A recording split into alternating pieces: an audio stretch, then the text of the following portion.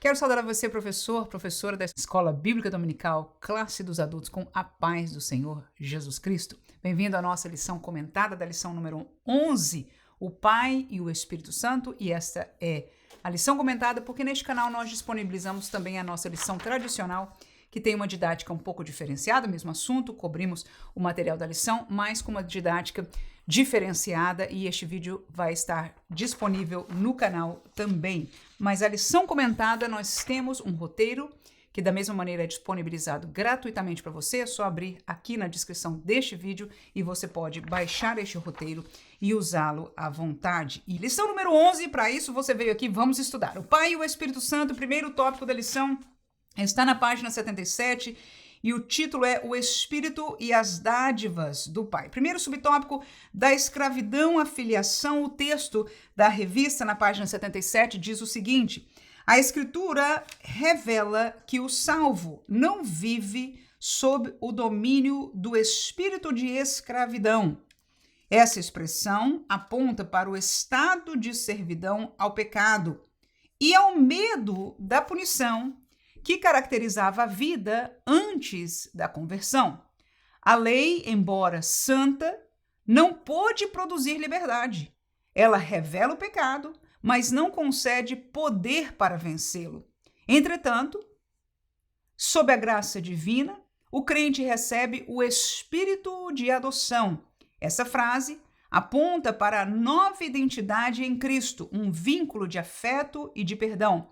Não somos mais escravos, mas filhos. Essa filiação nos livra do medo e do poder do pecado e nos convida à comunhão com o Pai. Muita coisa aqui, muita coisa bonita, mas como centro, ou seja, nós vamos aulas como essas aqui, ricas em muitos textos bíblicos e muita explicação, elas se tornam às vezes tão difíceis quanto aulas que têm pouco, que é um pouco repetitiva.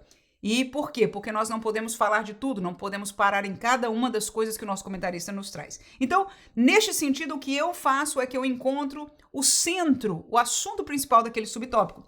E o que eu coloquei aqui no esboço, que você pode baixar, como nós já dissemos, é que ele nos livra da escravidão do pecado. Neste tópico aqui, eu abri uma oportunidade para nós começarmos a trabalhar com a turma de maneira dinâmica, ou seja, fazendo perguntas, fazendo-os responder alguma coisa, pensar e responder para já, não é, nos sintonizarmos neste caminho da aula. E aí eu coloquei para você aqui, olha, de que você sabia que era escravo?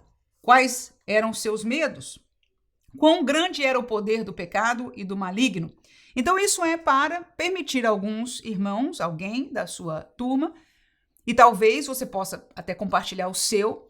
Claro que quanto mais tempo essa pessoa viveu no mundo, mais vai ter experiência como essa. Algumas pessoas viveram coisas profundas, não é, espiritualmente, estando no mundo. Algumas viveram escravidões de pecado do tipo de vício, que mostram coisas como essa na prática. Mas estes são os exemplos que eu estou procurando.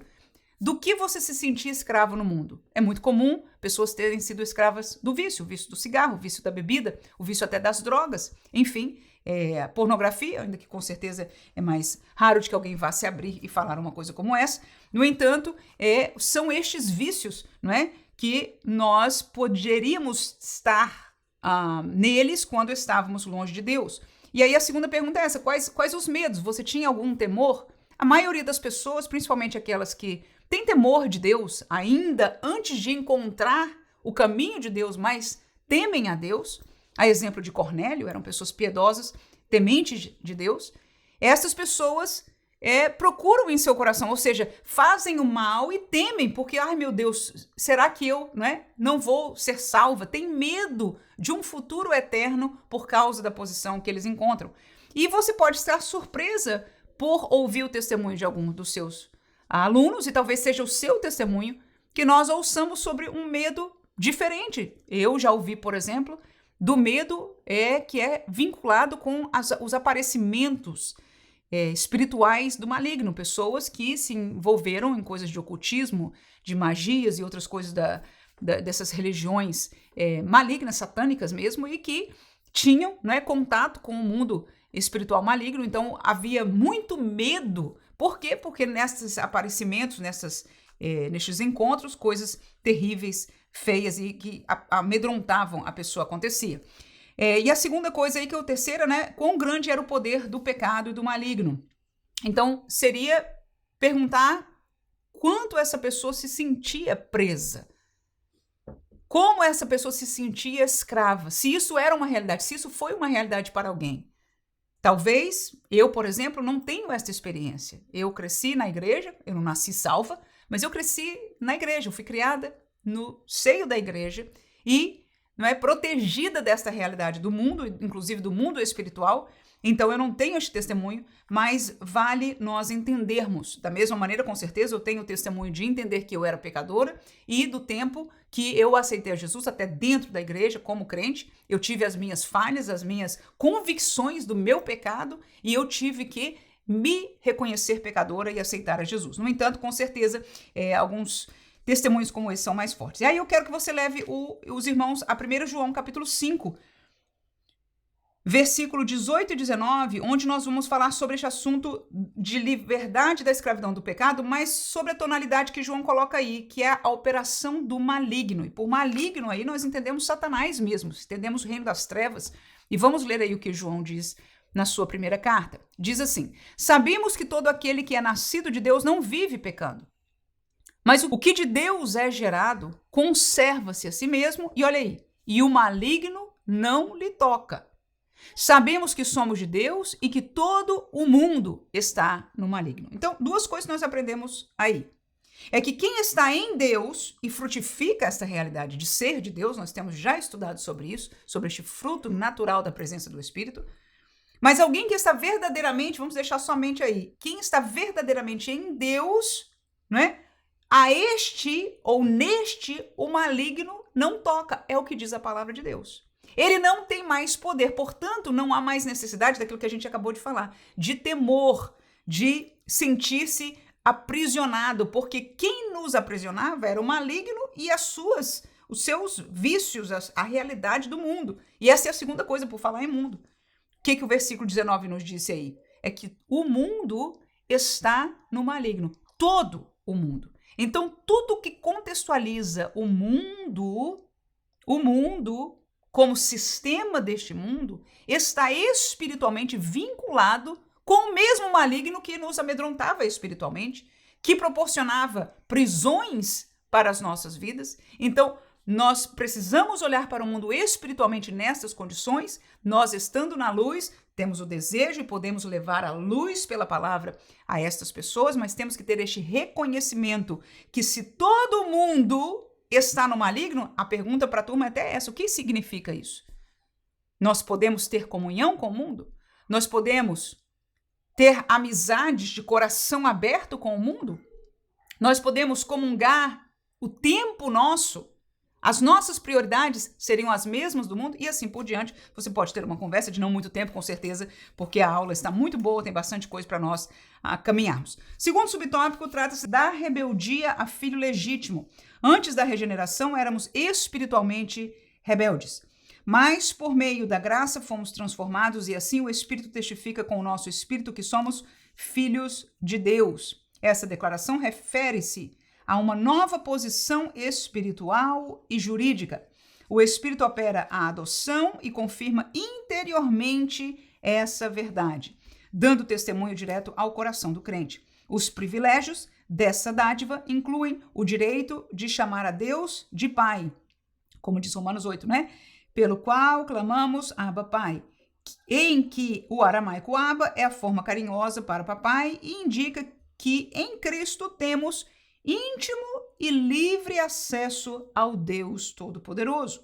Outro benefício do filho, tornado legítimo, no caso nós, é que ele se torna herdeiro de toda a riqueza do seu pai adotivo. Então, esta herdade, essa herança, trata-se dos bens de Deus.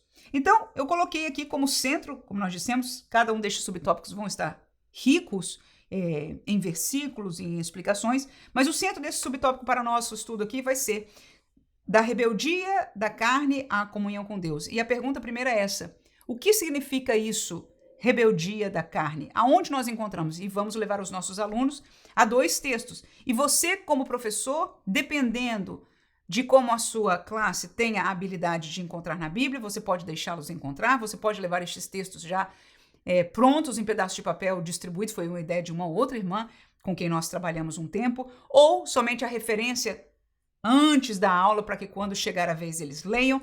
E você pode também, nos casos que eu ponho mais de um versículo, 2 ou 3, você pode cortar esta referência, fazer menor, ver aí o que seria necessário, o que seria central para aplicar propriamente para a sua turma. No entanto, vamos colocar para todos aqui Romanos 8, 7 a 9 e depois o 13, que diz o seguinte: porquanto a inclinação da carne é inimizade contra Deus. Olha aí.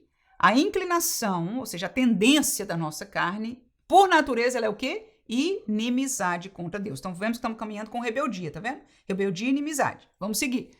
Pois não é sujeita à lei de Deus. Então, a nossa carne, a inclinação da carne, o desejo da carne, não é por natureza sujeita à lei de Deus, nem em verdade o pode ser. Versículo 8. Portanto, os que estão na carne, olha aí, não podem agradar a Deus. Vós, porém, não estáis na carne, mas no Espírito, se é que o Espírito de Deus habita em vós. Mas se alguém não tem este Espírito, o Espírito de Cristo, esse tal não é dele. E terminamos com o 13, que diz, porque se viverdes segundo a carne, morrereis. Mas, se pelo Espírito mortificardes as obras do corpo, vivereis. Então, o que nós aprendemos aí? Primeira coisa é que a nossa carne, o desejo da nossa carne, desta nossa natureza humana, carnal, ela é inimiga de Deus. Ela, por natureza, não quer se sujeitar à lei de Deus, ok? Então, essa é a primeira coisa. E aí, o que o texto nos explica é que há uma solução. Há um poder que ganha, inclusive, desta carne, e nós vamos ver que é a presença do Espírito. Quando o Espírito habita em nós, vai haver esta confrontação, este confrontar entre a nossa realidade espiritual, agora com a presença do Espírito de Deus, e a carne. E este Espírito agora, com o Espírito de Deus, tem poder para não se deixar ser servo, ser escravo dessa carne. Antes nós não tínhamos este poder, o Espírito de Deus não estava em nós, mesmo que nós soubéssemos o que é certo, nós nos sentíamos e ficávamos numa posição de escravidão. Agora, este Espírito, ele nos dá o poder para nós ganharmos da força da rebeldia da carne. Romanos capítulo 7, versículo 24. Miserável homem que sou, quem me livrará do corpo desta morte? Quem falou isso foi o apóstolo Paulo. Alguém que, quem olha de fora, eu digo por mim mesmo, não pensava que ele tinha nenhuma confrontação humana em relação à carne dele, porque para mim este homem é um santo. Só pensa no reino de Deus, nas coisas de Deus, está sempre falando língua estranha, como ele disse, sempre orando, sempre intercedendo, buscando a direção de Deus. Que homem de Deus maravilhoso, aleluia. No entanto, ele diz, que homem miserável eu sou. Por quê? Você pode ler o contexto, mas nesse texto aí que nós selecionamos, ele faz essa pergunta, quem me livrará do corpo dessa morte? Ou seja, o seu corpo, a sua tendência humana era rebelde. Esta natureza ainda não foi redimida, ainda não foi glorificada, ainda não foi transformada à carne. Então, a nossa carne ainda é, como nós estudamos em lições passadas, um inimigo para nós, e vemos claramente isso, como Paulo está falando. Então, a nossa carne é rebelde. É importante saber isso? Demais. Porque do mesmo jeito que a sua carne é rebelde, a minha também. Até de Paulo era rebelde, quem diz amém. Aleluia. Então, em compreendermos isso, nós temos que entender que nós não podemos dar vazão à carne, porque ela é inimiga. Ela é rebelde. Ela não se submete a Deus. Então, como crentes, tendo o Espírito Santo e o poder que ele nos dá, nós temos que a submeter. No texto que a gente leu, fala mortificar.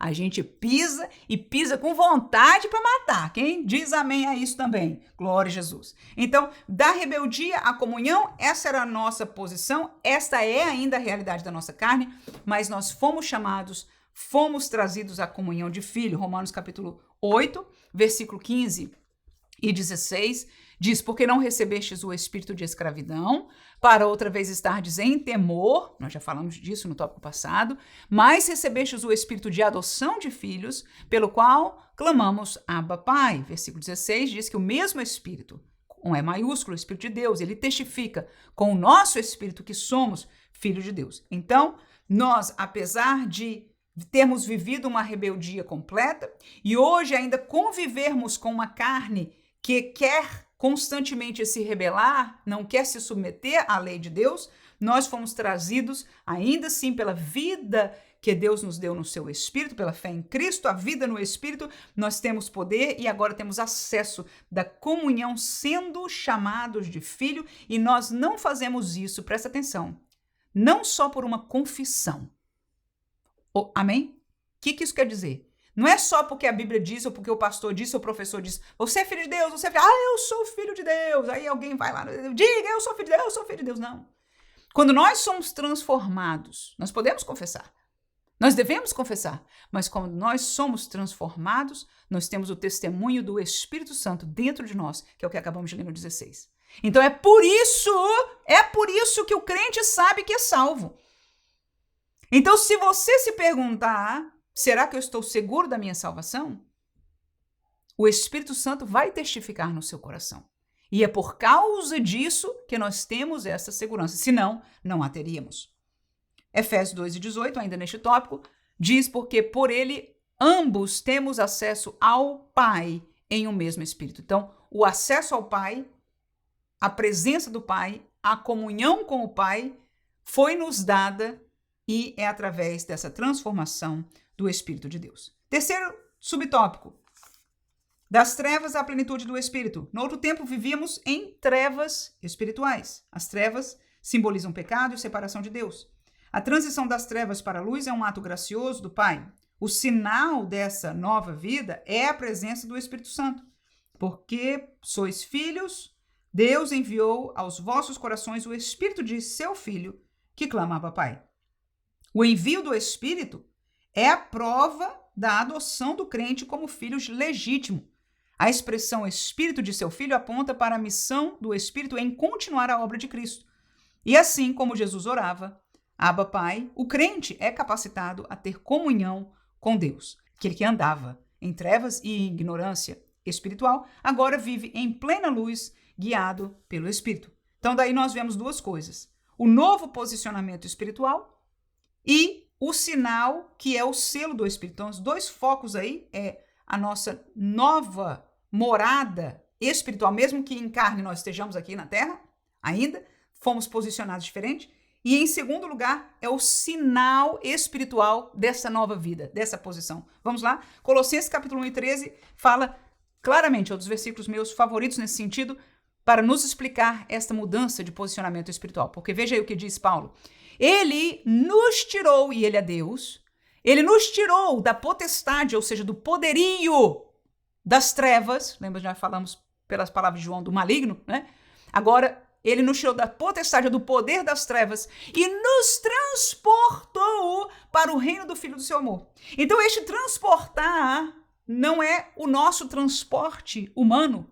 Aleluia! Só Deus tem tal poder para tirar alguém do domínio, do poderio, da potestade de um reino espiritual que nós reconhecemos pela Bíblia chamado trevas, para o reino do Filho do seu amor, o reino de Cristo. O reino de Cristo, o reino da luz, o reino de Deus. Então, este transportar espiritual, este novo posicionamento de pertencer a outro e agora pertencer a Deus, é o que nós estamos aprendendo aqui, o novo posicionamento espiritual. Isso muda tudo. Isso muda tudo. Deve mudar tudo na nossa vida. Amém? Qual é o sinal? O sinal é o selo do Espírito. Gálatas 4:6. E porque sois filhos, Deus enviou aos nossos corações o Espírito de seu Filho. Está aí. Você é filho, então Deus selou com o Espírito de seu Filho, que clama Abba, Pai. Então este selo do Espírito é o sinal de que nós estamos num novo posicionamento espiritual. Como sempre temos explicado, se você tem acompanhado conosco aqui as aulas, a todo aquele que é nascido de novo, é regenerado, o Espírito vem habitar em nossos corações e este é o sinal. Segundo tópico, o Espírito nos guia na vontade do Pai. Primeiro, os filhos são guiados pelo Espírito. Paulo explica que a marca de um filho de Deus não é a filiação nominal, mas uma vida conduzida pelo Espírito. Aí ele dá o texto de Romanos 8,14.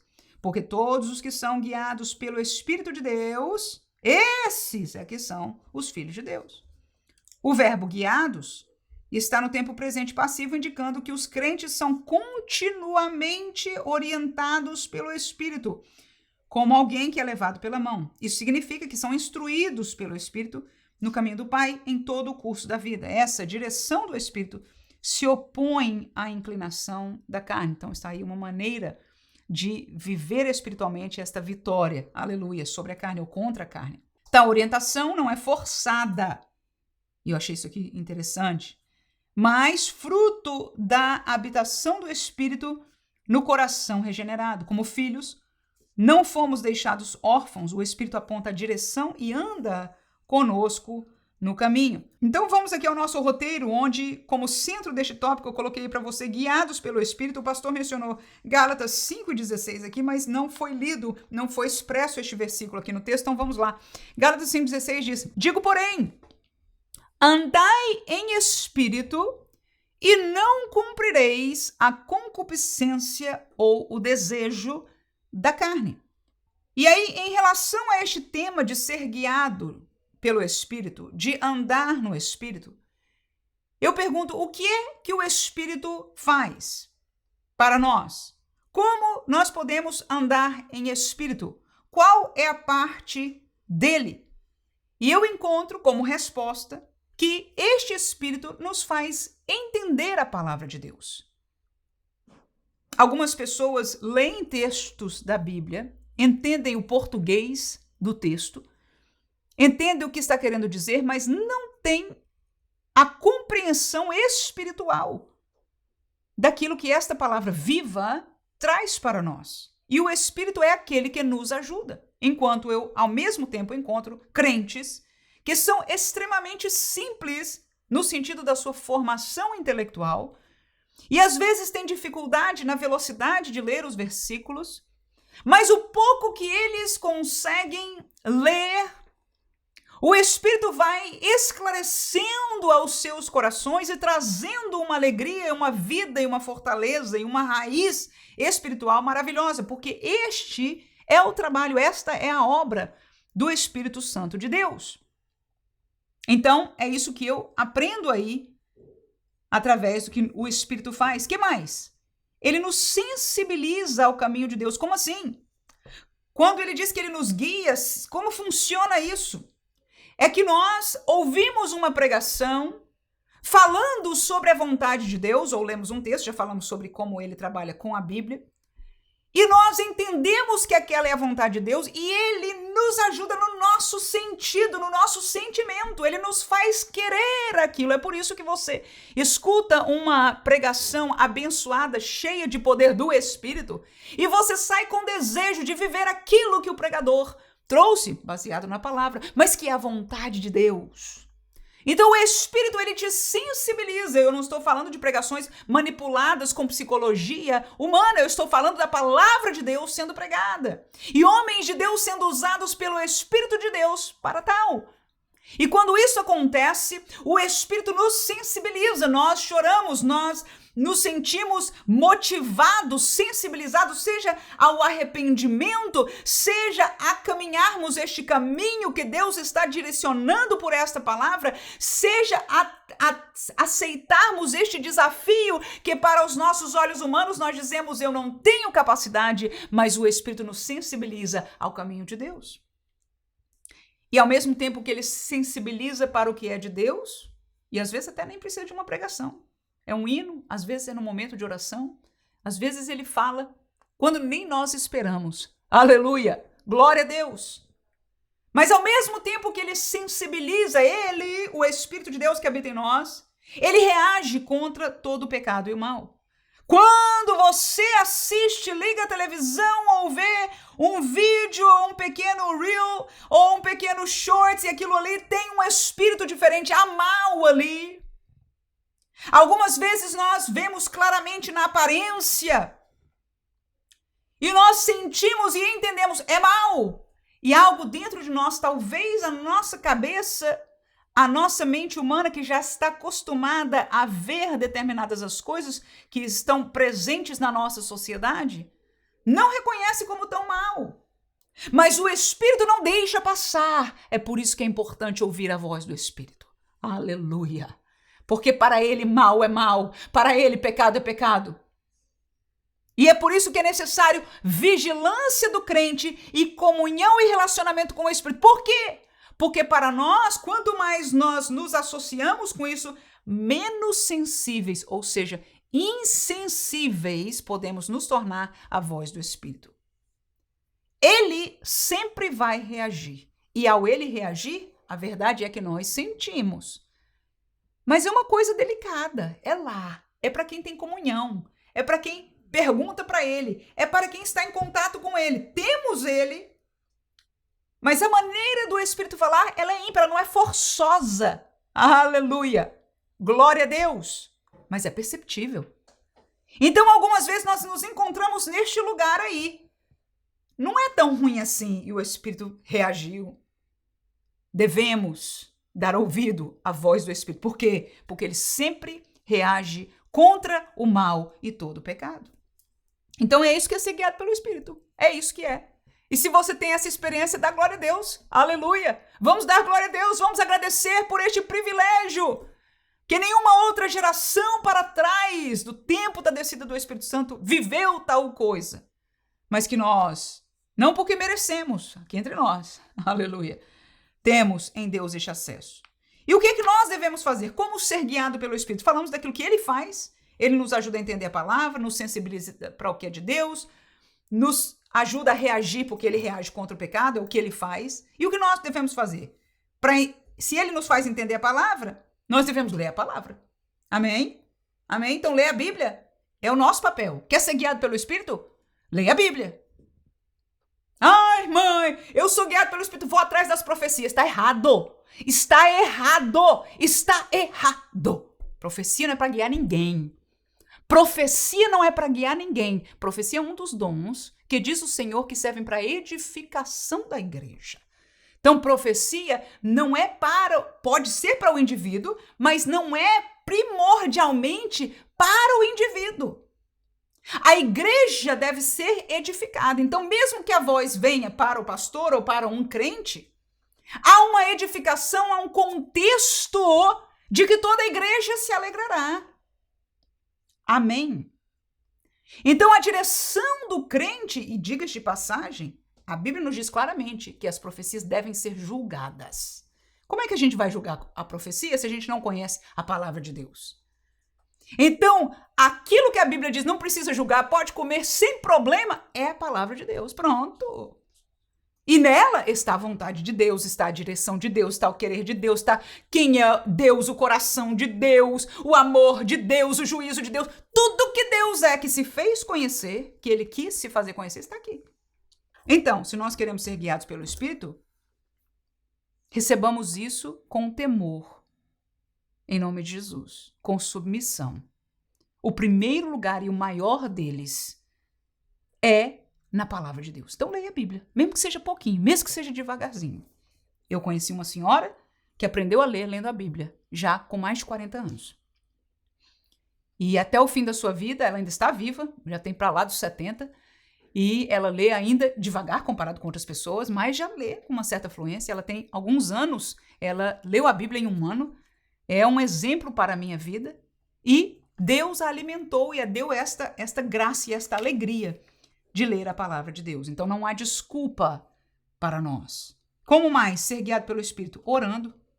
Que mais? A vigilância da comunhão no dia a dia, que casa com aquilo que eu falei no tópico anterior.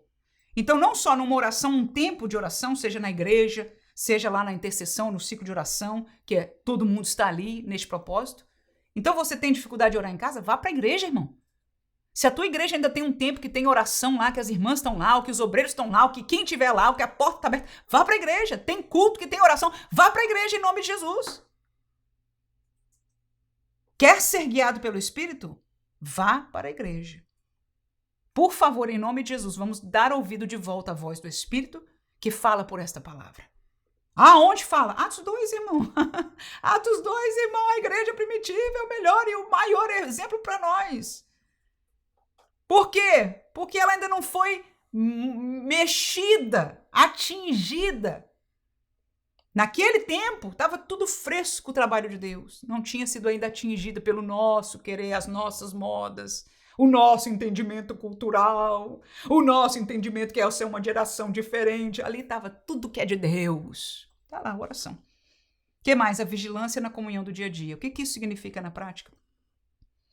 Eu estou vivendo no mundo, eu estou indo para o trabalho, no ônibus, a pé, ou o que seja, e eu estou cantando louvores ao Senhor. Eu estou falando em línguas estranhas. Eu estou trabalhando, daqui a pouco eu perco a concentração numa coisa do trabalho, aquele minutinho de descanso do cérebro, ao invés de eu me cansar com mais um videozinho, eu ver quem falou, quem deixou de falar, o que aconteceu com o pastor fulano, com a missionária fulana, eu vou conectar com o Senhor e adorar ao Senhor. Aleluia! Eu vou interceder naquele momento pelo meu filho, pelo meu esposo. Este é o momento, esta é a vigilância do dia a dia na vida do crente. Então ele está sempre em comunhão com Deus. Aleluia. Estou lá nos meus afazeres domésticos e estou na minha alma, no meu espírito, em comunhão com Deus. Mesmo que não o tempo todo ligado, mas de tempo em tempo. Isso que eu quero dizer aqui é uma vida. E quanto mais nós fizermos isso, mais vai ser natural para nós. E mais o Senhor vai falar e guiar a nossa vida. Então é assim que funciona. Segundo subtópico, falei demais nesse, a gente vai ter que acelerar os outros aqui. A mortificação da carne. Vamos ler aqui. O Espírito opera a mortificação da carne. A Bíblia apresenta a mortificação da carne como um princípio da vida cristã. Se pelo Espírito mortificardes as obras do corpo, vivereis. O termo mortificar significa fazer morrer, sufocar algo até que perca sua força. Diz respeito à necessidade do crente subjugar os desejos pecaminosos. O texto afirma que é pelo Espírito que essa obra é realizada. Ele é o agente divino que capacita o salvo a vencer a carne.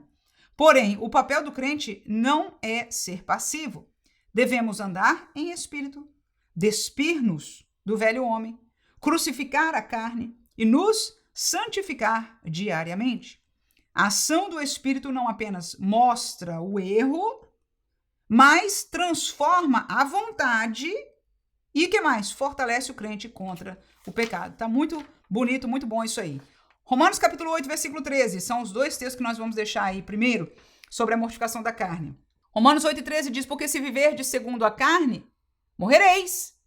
Mas se pelo Espírito mortificardes as obras do corpo, vivereis.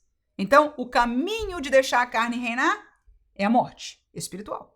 O caminho de deixar, de alcançar vida espiritual é mortificar as obras deste corpinho aqui. Gálatas 5:24 diz, e os que são de Cristo, lá falou mortificar, né? Aqui diz crucificar. Crucificaram a carne com as suas paixõezinhas e os seus desejinhos, paixões e concupiscências. Como é que nós crucificamos a carne? E aí vem uma pergunta que eu achei interessante, a palavra do pastor aqui.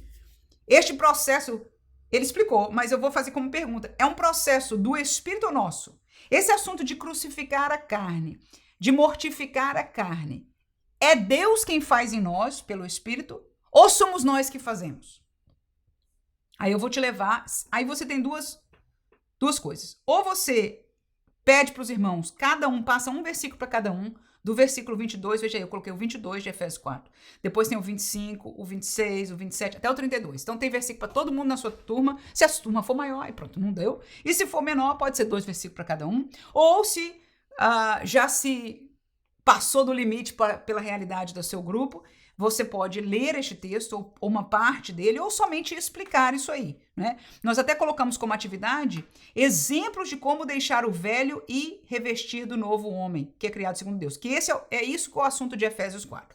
Efésios 4 fala sobre deixar o velho homem e viver ou revestir-se do novo homem. Então, a resposta sobre é um processo do Espírito nosso está nos 2 textos que nós já lemos. Se você quiser acabar por aí, pode. Por quê? Porque diz, eles crucificaram a carne, o corpo, os desejos do corpo, mortificar a carne. Então, quem faz é você. Ok? Esta é a verdade bíblica. Deus, no seu Espírito, nos dá poder, nos dá autoridade. Nós temos o poder suficiente. Não há desculpa. Espiritualmente, nós temos o poder para vencer a carne. Mas quem faz somos nós. A obra dele é nos capacitar, é nos dar poder para fazer, que antes nós não tínhamos. Mas a nossa obra é fazer. Isso significa algo muito importante. Não só nós não somos forçados a entrar em Cristo, não há uma graça irresistível. Alguém pode resistir à graça. Alguém pode querer sair do caminho também. Alguém pode, estando no caminho, querer ou tomar o rumo de desobediência. Nada na vida do crente é forçado. Ninguém é forçado a ser batizado no Espírito Santo. Ninguém é forçado a querer os dons espirituais. Deus não manda dom espiritual para quem não pede, para quem não quer, para quem não busca. Não, ele não força nada em ninguém. Ele nos dá este poder maravilhoso. É o desejo dele. É o desejo dele. Do jeito que é o desejo dele que todos se salvem. Mas nem todo mundo vem, porque ele respeita a vontade de cada um. É o que Deus quis dar. Irmão, ele não é soberano? É. E na sua soberania, ele escolheu. Aleluia! Dar isto ao homem, a liberdade de escolha. E é muita sabedoria em fazê-lo assim. A mesma maneira dentro da vida cristã. Nós temos esta liberdade. Então, o Espírito, ele proveu. A graça proveu para a salvação e a graça proveu o Espírito que nos capacita a vencer a carne. Mas somos nós quem temos que crucificá-la. Dói crucificar? Dói mortificar, que o pastor até falou, é como quem está estrangulando. Irmão, se não está doendo, não está mortificando. Se está só te agradando, o exterior, a conversa, a amizade, as programações, se tudo te agrada, irmão, abre o olho, questiona aí pro Espírito Santo. Tá, pode ser que esteja tudo bem, não estou julgando, eu nem conheço a sua vida. Eu não. Mas abre o olho. Porque quando eu leio essas palavras, me parece que dói. E eu digo que em mim, no tempo que eu tive que assumir essa realidade, doeu muito, doeu demais. De vez em quando, nessa caminhada aí, de repente, uma tentaçãozinha, aí eu dei desculpa, e eu disse, não, isso não tem problema. Aí daqui o Espírito Santo me fez ler um versículo e me fez entender o bendito versículo. Oh, Jesus, eu falei, não é possível. Até essa coisa pequenininha, Jesus, tem misericórdia. Doeu, irmãos. Mas eu decidi abandonar. Aquela coisa que para mim era pequena. E que até eu posso dizer, outros podem, outros fazem. E eu não tenho testemunho de que eles estão indo para o inferno porque fazem isso, não. Mas para mim era claro. Não era o caminho de Deus para a minha vida. Eu tive que ir. Então eu senti o que é mortificar. Eu senti o que é crucificar. E até hoje, no dia a dia, uma ou outra coisa nós entendemos e sentimos claramente a dor disso. Vamos ao texto de Efésios 4:22. Aí você dá um desses para cada aluno. E pergunta, o que significa isso? Então, 4:22 diz que quanto ao trato passado, vos despojeis do velho homem que se corrompe pela concupiscência do engano. Então, veja aí, a pergunta aí é o que é o velho homem? É um homem que é corrompido pelos desejos do engano. O velho homem, antes de Cristo, ele está enganado. Ele está no caminho do mundo, ele está no caminho do maligno. E ele anda com o desejo dele naquilo que ele conhece que é verdade. Ele gosta daquilo ali. Vamos ao versículo seguinte, 25. Pelo que deixai a mentira e falar a verdade, cada um com seu próximo, porque somos membros uns dos outros. Então, o que diz na prática aí? Cada irmão vai dizer uma coisa dessa. Talvez o 22 você explique isso, e aí você vai dizer que do 25 em diante, nós vamos ver o que na prática significa nós matarmos a carne. Tá aí. Então, quem faz... Primeiro já descobrimos a resposta. Quem faz somos nós. E é por isso que você vai ver Paulo, muitas vezes, ensinando a igreja ao que fazer. Você pergunta, mas crente já não devia saber isso? Não devia já ser novo, nascido? Ser perfeito e santo? Deveria, mas nós sabemos que Paulo está certo e nós convivemos ainda com isso na prática, na nossa vida e nos que estão ao nosso redor. Tem crente mentindo, e na igreja que Paulo estava escrevendo para ela, aí também tinha. E aí ele lembra os crentes, irmãos, vocês já são nascidos de novo. Então despoja do velho homem, tá aí, o poder para despojar existe e está em nós. Você nasceu de novo, você tem uma transformação espiritual, você já está em outro reino. Mas o velho homem, a carne velha, está aí. Então ele diz, você tem poder, agora mortifique. Agora crucifique. Como? Aí o versículo 25, quem ficar com ele vai dizer, deixando a mentira e falando a verdade. Quem faz isso? Somos nós, irmão. Não é o poder de Deus, não. É você e eu que temos que parar de mentir. Em nome de Jesus. Porque na hora que a gente for mentir, a verdade é que a primeira vez o Espírito Santo vai nos fazer sentir mal. Mas a situação, né, irmão? Agora que você quer um antídoto bom? Eu passei por isso. Uma vez no trabalho, eu menti numa situação que me deixou complicada. A minha chefe perguntou alguma coisa e eu menti. E aí o Espírito me fez sentir muito mal. E aí eu falei, ai, Senhor, me perdoa. Mas aí o Espírito me fez sentir, pois bem, então vá lá e peça perdão para sua chefe. Confesse que você mentiu. Ai, irmão. Pronto, é o melhor remédio. Eu tinha que obedecer. Fui lá na cara dura, não sei se estava vermelha, roxa, que cor da minha cara estava. Chamei a minha chefe, posso ter uma palavra com você? Pode. Pois é, lembra que eu falei assim? É mentira. Eu menti, eu quero te pedir perdão, já pedi perdão a Deus, mas eu quero te pedir perdão porque não era verdade. A verdade é essa e essa. Ô, irmão, olha, um remédio maravilhoso. Nunca mais. Aleluia, com medo de ter que confessar a mentira, nunca mais. Aí uma vez, essa mesma chefe, olha lá como é que o mundo é. Ela estava com um cliente, me chamou, ela já tinha me dito que eu não dissesse, ou seja, tinha um produto que era meio que falsificado, uma coisa meio ali, e ela me perguntou na frente dele, era um homem muito de bem, um advogado e etc., e disse, Manuela, a coisa tal e tal, o produto tal e tal, é assim, é verídico, é 100%? E eu fiquei congelada, porque eu sabia que a vontade dela era que eu mentisse, no sentido, ou seja, porque ela já tinha falado isso, né? Que não se podia falar dessa realidade. E eu fiquei parada, congelada por um tempo e disse a resposta, não é. Ou seja, eu não menti. Correndo um risco ali. E aí ela abriu a gargalhada, virou para ele e disse, tá vendo? Eu não falei para você que ela era assim, que ela não mente? E depois eu agradeci por dentro. Por quê? Porque este é o testemunho que nós devemos ter. E como José, não é nem pelo homem. José disse assim, como eu pecaria contra o meu Deus? Como pecaria contra Potifar? Mas como eu pecaria contra o meu Deus se eu fizesse tal pecado? Então essa é a vida, irmão, do dia a dia, do crente. Amém? Vamos aos versículos seguintes? Meu Deus, o tempo vai embora se a gente continua. Por isso que eu falei, são lições ricas em prática, em entendimento, em textos, né, muito práticas para a nossa vida. Então, irai-vos e não pequeis, não se põe o sol sobre a vossa ira. Então o que é isso? Não pequem. Né? Não deixe passar o dia, deixar a ira dormir, vamos nos livrar deste problema. Não se põe o sol, não deixe terminar o dia neste processo. Vamos resolver, vamos procurar solucionar, vamos encontrar o perdão, vamos perdoar. Qual o seguinte? Não deis lugar ao diabo. Espiritualmente, irmãos. Aquele filme é do diabo, irmão. Tá na cara. É sem vergonhice, outros é a cara do maligno, é poder do maligno, é ocultismo. E você e eu pensamos que a gente vai ver isso, é coisa que é normal, não faz mal nenhum. O quê? É por isso que em muitas casas de crente hoje, os problemas espirituais estão se avolumando. Porque a Bíblia nos diz, não dê lugar, não abra brecha, irmão.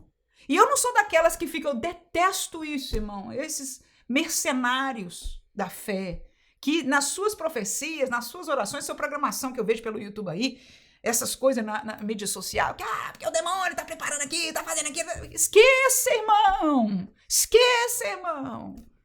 Ninguém precisa ficar deste detalhe, que Deus não tá interessado nos detalhes do demônio. Deus já sabe o que é e ponto, acabou, chamou de mundo e chamou do diabo. Agora o interesse de Deus somos nós. E ele diz, não dê lugar. Então o crente não precisa de detalhezinho, o que tá fazendo, como é que fecha, como é que ora, tem que orar desse jeito, tem que fazer isso e aquilo ali. Isso é para quem é preso. Nós temos o sangue de Jesus e temos uma orientação da Bíblia. Tá escrito aí, orientação. Não dê lugar, não abre porta. Não, pergunta pra pessoa o que significa isso. É não ver, é não aceitar. Começou a conversa, ficou esquisita, dá licença que eu não quero continuar esse assunto aqui não. E vai embora, irmãos. Tenhamos caráter em nome de Jesus. Quem mais? Seguinte, 28. Aquele que furtava, não furte mais, antes trabalhe com as suas mãos fazer o que é bom para que tenha com que repartir necessidade. Então tá aí na prática, não furtar. Pelo contrário, trabalhar até repartir com alguém, ter prazer nisso. Seguinte, não sai da vossa boca nenhuma palavra torpe, mas só que for boa para promover edificação, para que dê graça aos que o ouvem. Tá aí. Então o que mais na prática? Qual é o processo de mortificar a carne? Não falar palavrão. Não falar palavras que não tragam edificação, que faça a pessoa sofrer, que faça a pessoa se sentir mal. Não é de crente, irmãos. Não é de crente. Crente fala para edificação, e falar para edificação não significa mentir, dizer você tá linda quando a pessoa tá feia. Não, isso não tem nada a ver com nada, isso é uma cultura falida que nós temos. Ah, irmão, vou falar que tá feia? Não fale nada, pelo amor de Deus, irmão. Não fale nada. Mas quando você e eu abrirmos a nossa boca, vamos falar sobre o culto, vamos falar sobre o poder de Deus, vamos falar sobre o projeto de Deus, vamos falar sobre a bênção de Deus que está dando na nossa família. Vamos falar sobre situações que necessitam de oração, tudo que seja para edificação da igreja. O que mais? Versículo seguinte, 30. E não entristeçais o Espírito Santo de Deus, no qual estáis selados para o dia da redenção. O que eu aprendo aí? Que o Espírito Santo se entristece. Como? É o versículo 31 que vai responder. Já o que está para trás, se nós não tomarmos o lado dele, ele vai se entristecer, mas o 31 diz claramente, não, o 30 diz não entristeçais, aí no 31 ele diz, toda amargura, ira, cólera, gritaria, blasfêmias e malícia seja tirada entre vós, porque isso vai ferir ao espírito. Do mesmo jeito que o furto, a mentira, tá? Fere ao espírito, a amargura, a ira, cólera. E eu pergunto, será que existe isso na nossa vida? É possível. No meio da igreja? Bastante possível. E quando eu digo na igreja, vidas, pessoas. A igreja é santa, a igreja é pura, a igreja é o corpo de Cristo, mas as pessoas dentro dela podem, por questão de não estarem andando no Espírito, guiados pelo Espírito mais segundo a carne, estar vivendo situações como essa. E a orientação no versículo 32 é como fazer o do novo homem, né? Antes, ser de um para com os outros o quê? Benignos, misericordiosos. A gente quer misericórdia, mas para dar misericórdia para o outro, custa. Ah, mas ele fez isso, mas ela fez aquilo. Tenha misericórdia, irmãos. Do mesmo jeito que você quis a misericórdia de Deus para você. Perdoando-vos uns aos outros. Olha aí, como também Deus vos perdoou. Você quer o perdão de Deus? Então perdoe também. É Bíblia, irmão, não é comigo não, porque até eu fico meio atribulada às vezes quando vejo e me encontro com a realidade da palavra. O terceiro subtópico diz: o Espírito age conforme o plano do Pai. O plano da redenção é uma obra trinitária.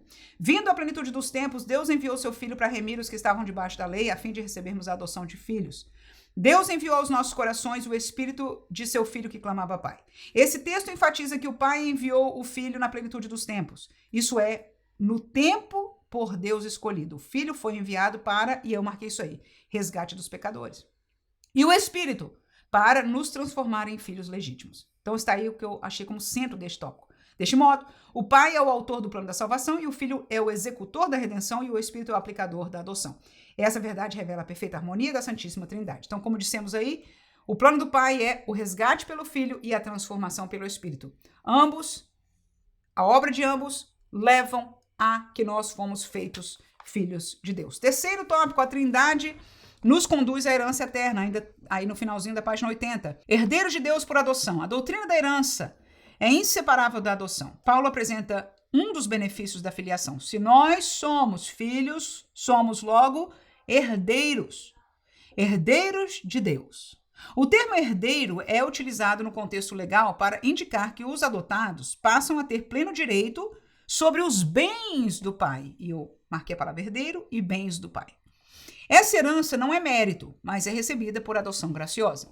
É uma obra trinitária perfeita. O Pai planeja e garante a herança, o Filho conquista na cruz e o Espírito é a garantia dessa herança.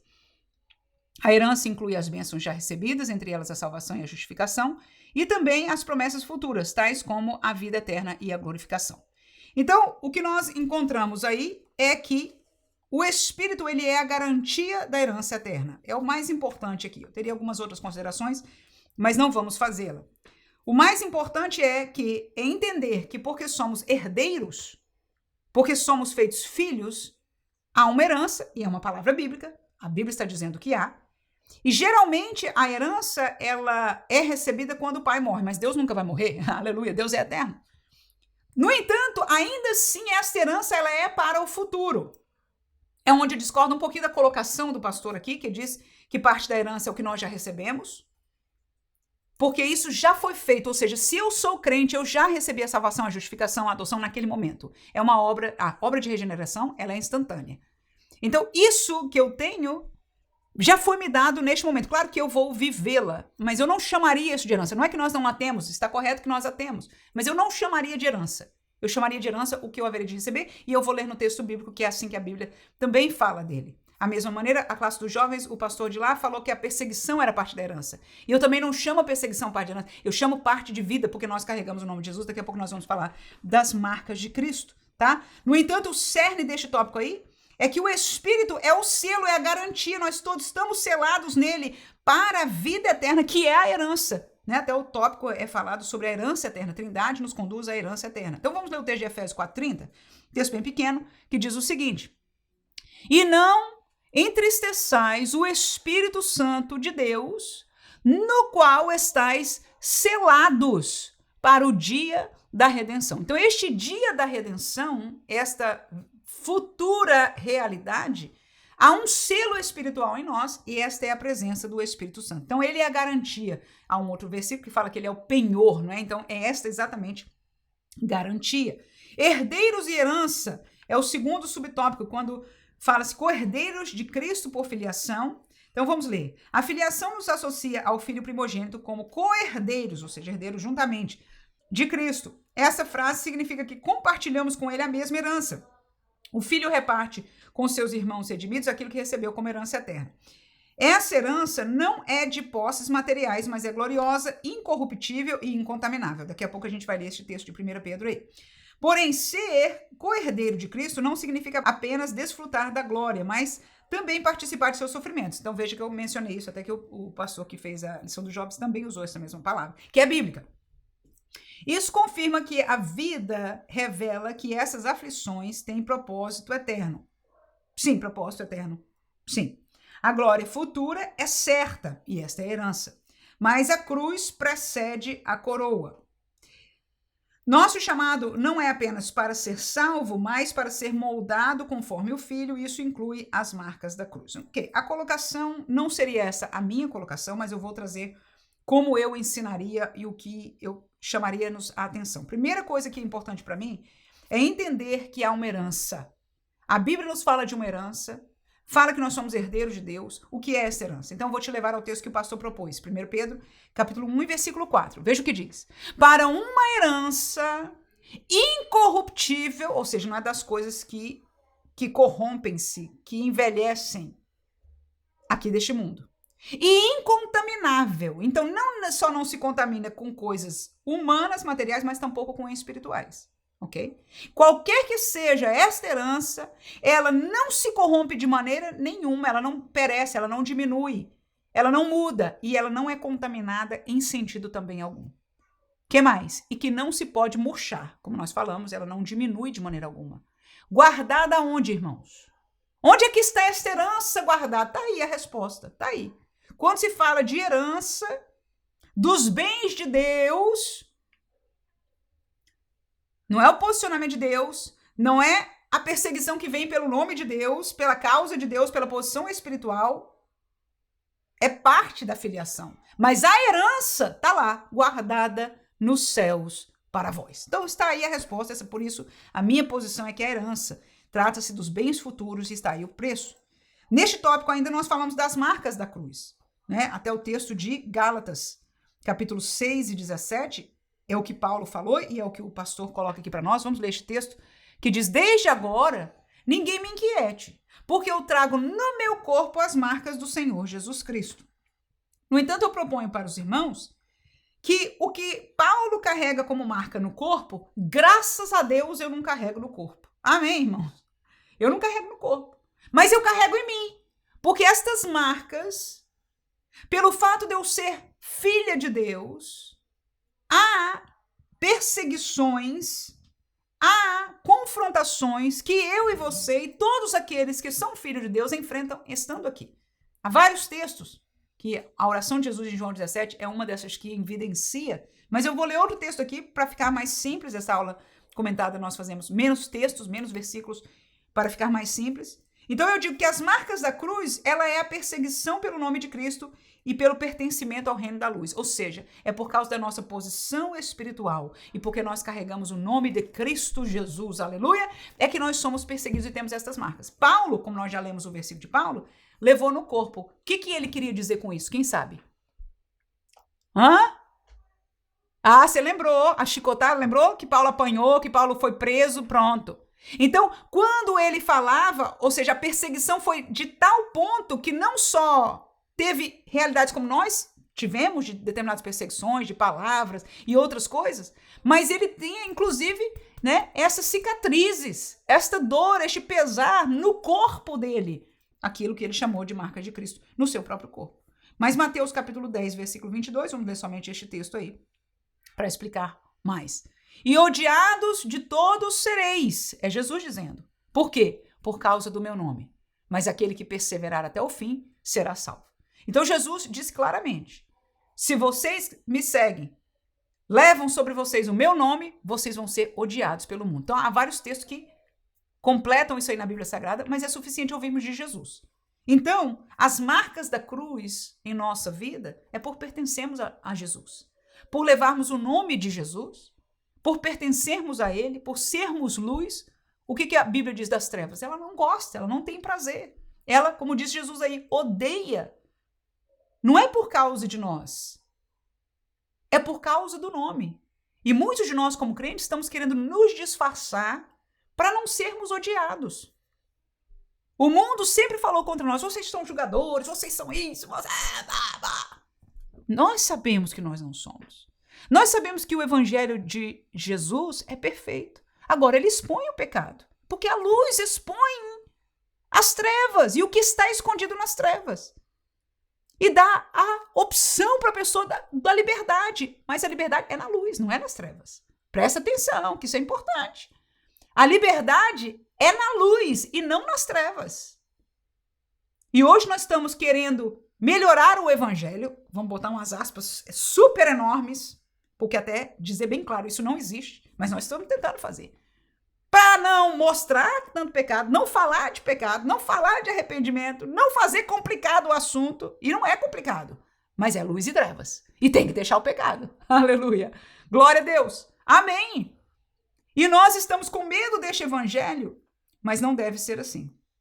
Por quê? Porque é necessário uma operação espiritual de tirar das trevas quem aceitou, quem creu, quem tornou-se consciente do seu lugar de pecador e clamou e invocou o nome do Senhor, vai ser salvo. Aleluia.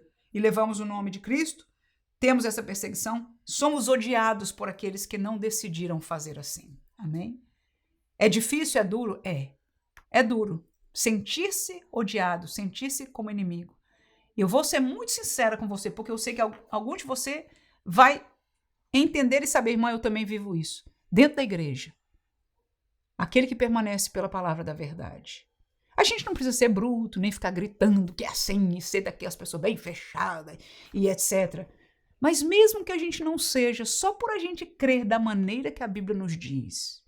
Se às vezes fala nada, fala pouco. Tá alguns legalistas, não sei o quê. Às vezes você não fala nem nada, mas a maneira que você se veste, a maneira que você se comporta, a maneira que você dá glória a Deus, a maneira que você fala línguas estranhas. Aleluia. Já é suficiente. Ninguém se pergunta, será que este é o modelo bíblico de Cristo? Mas não é o da moda. Não. Não está. A coitada da irmã, o coitado do irmão está mortificando a carne. Ou seja, cumprindo o que nós aprendemos aqui.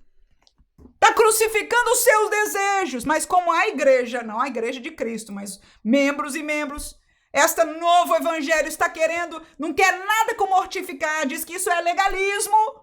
E que nós não tem problema nada. Nós somos livres. De que liberdade Paulo estava falando?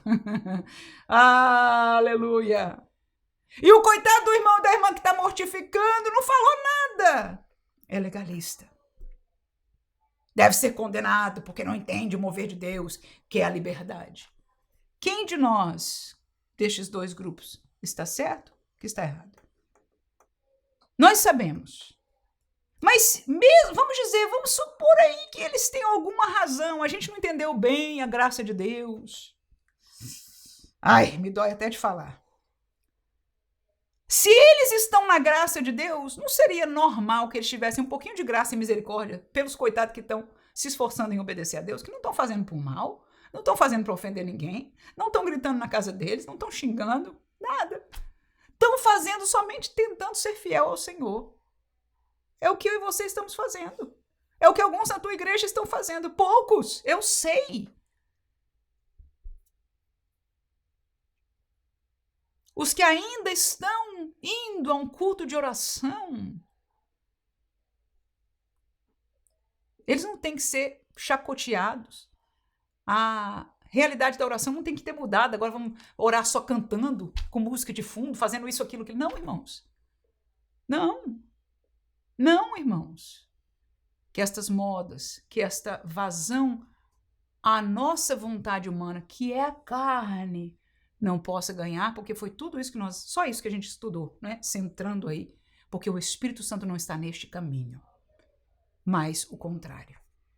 E como eu dei crédito, se eles tivessem alguma coisa de Deus, no mínimo, teriam misericórdia e graça, com olhos de graça, de empatia, por aqueles que a única coisa que estão fazendo é tentarem servir e agradar ao seu Deus. Por último, é o tempo da herança, é o terceiro subtópico aí, que diz o quê? O pai administra o tempo dessa herança. Paulo escreve a condição espiritual do homem, descreve a condição espiritual do homem antes da plena revelação de Cristo, dizendo assim: todo o tempo que o herdeiro é menino está debaixo de tutores e curadores até o tempo determinado pelo pai. Essa metáfora ilustra o período da antiga aliança, em que Israel, apesar das promessas, ainda não tinha recebido herança. Indica que o Pai Celestial é quem administra o momento do acesso à posse da herança. Ele tem o controle do tempo oportuno e exato. Não só para o advento do Messias, e com isso é a explicação do que ele falou de Israel, ok? Então, Israel tinha a lei para levá-lo, para ser um aio, um tutor, até Cristo. Eles não receberam como nação. No entanto, foi isso que ele fez. E no tempo certo, Gálatas 4:4, na plenitude do tempo, Cristo veio. Então, isso que ele está explicando é isso. O tempo para Israel era da vinda do Messias. Vou seguir aqui. Mas também para a outorga das promessas e da herança eterna na vida do crente. Portanto, o crente deve confiar que Deus sabe o tempo certo para conceder cada porção da sua promessa e a cada um de seus filhos. Então, eu não gostaria de confundir aqui as promessas individuais, que sim, eu sei que Deus tem o tempo para dar cada uma delas. No entanto, no contexto da herança eterna, que é o que nós estamos estudando, não só houve o tempo certo para a vinda de Jesus em carne, há o tempo certo para nós entrarmos nesta herança. Mateus capítulo 24 e 36 fala deste tempo, que é a vinda de Jesus, que é o arrebatamento. E Jesus, estando em carne, disse o seguinte: porém, daquele dia e hora ninguém sabe. Nem os anjos do céu, nem o Filho, mas unicamente o Pai. Ou seja, está no controle do Pai o dia e a hora da vinda, do retorno de Cristo Jesus. Neste caso, ele estava falando do nosso arrebatamento, ou seja, da vinda para levar a igreja. Vai haver ainda uma outra vinda futura, no final da grande tribulação, mas não é este o caso, não é disso que estamos falando, até porque a nossa herança, o acesso à eternidade, para mim e para você, que cremos em Deus, que temos o Espírito Santo, vai ser através ou a partir do arrebatamento da igreja. Deus abençoe você, tenha uma feliz aula neste domingo em nome de Jesus. Amém.